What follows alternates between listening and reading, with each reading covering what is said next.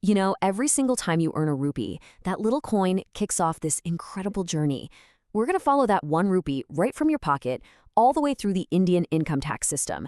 And by the end of this, you'll see exactly where it goes and, more importantly, why. So you've got a rupee in your hand, but how much of it is really yours to keep? It sounds like such a simple question, right?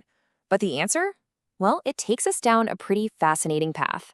Let's trace that journey together, step by step. All right, so where do we even start this journey?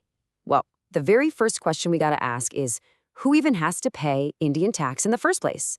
And it all boils down to something called your residential status. And right off the bat, here's something that trips a lot of people up. Your residential status has absolutely nothing to do with your citizenship. It doesn't matter what your passport says. It is purely and simply about how many days you were physically in India during the financial year. That's it. And look, this one little detail, it is a total game changer. I mean, the difference is huge. If you're classified as a resident, you get taxed on your global income. That's money you earn literally anywhere on Earth. But if you're a non-resident, you're only taxed on your Indian income. This one thing sets the entire map for your tax journey. Okay, so now we know who's on the hook for paying taxes. The next logical step is what exactly gets taxed. It's time to start sorting out all your earnings. You see, the tax department loves to keep things neat and tidy. They've got this system where every rupee you make, no matter how you make it, gets sorted into one of these 5 official buckets. Your paycheck goes in the salary bucket. Rent from a property, that's house property. Profits from your business, gains from stocks, even a lottery win. They all have their own special place. Okay, but what happens if you try to get a little creative? You know, try to lower your tax bill by kind of shuffling your income around to a family member? Well, the system is one step ahead, with a rule called clubbing of income.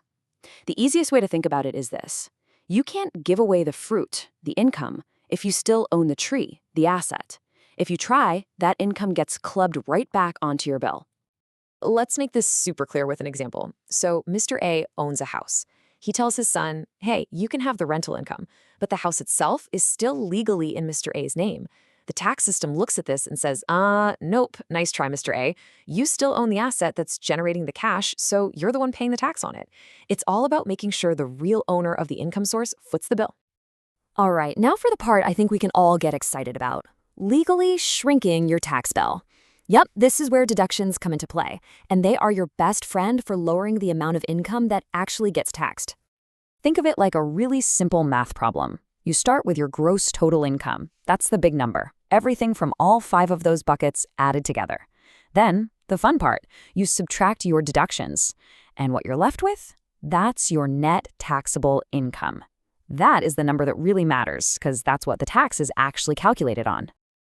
And if we're talking deductions, Section 80C is pretty much the MVP. It is by far the most popular tool for saving tax, and for good reason. It covers things you're probably already doing, like contributing to your Provident Fund, paying for life insurance, or even paying off the principal on your home loan.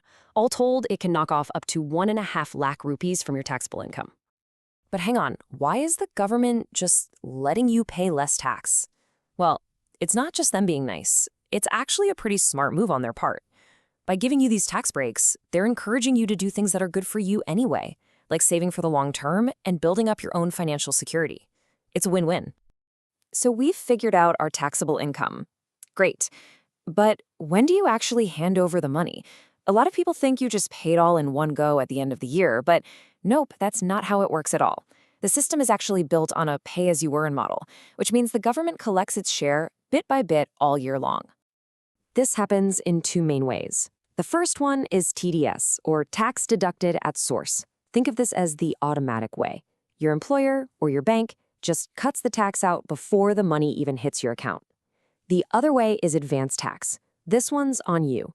If your total tax bill for the year is going to be more than 10,000 rupees, it's your job to estimate what you'll owe and pay it in installments yourself. And for anyone paying advance tax, it's not a guessing game.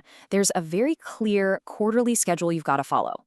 By June 15th, you need to have paid at least 15% of your estimated tax. By September 15th, you should be at a cumulative 45%, then 75% by December, and the whole 100% by March 15th. It's a predictable system. Okay, our little rupee has been on quite the adventure, and now we've reached the grand finale. The last super important step, filing your tax return. This is where you basically write the final chapter of your rupee story for the year and officially report everything to the government. And when it comes to taxes, timing is, well, everything. There are 3 key dates you really need to burn into your memory. March 31st is when the financial year ends. Your big deadline to get your return filed is usually July 31st. And if you happen to miss that one, you've got one final last-ditch opportunity to file a late return by December 31st. So, what's the big deal if you miss that July 31st deadline? Honestly, it's not something you want to mess with. You could be hit with late fees, plus you'll have to pay interest on any tax you owe. And on a practical level, you need those on-time tax returns for big life stuff like applying for a loan or a visa. It really, really pays to be on time.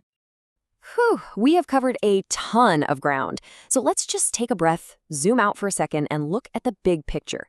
The entire journey of your rupee, from the moment you earn it to the moment you file your return. So here it is, the whole journey boiled down to 5 simple steps. 1. Figure out your residential status. 2. Add up all your income from those 5 heads. 3. Use deductions to shrink that total. 4. Pay your tax during the year through TDS or advance tax. And 5, file your return on time. That's the whole cycle, right there.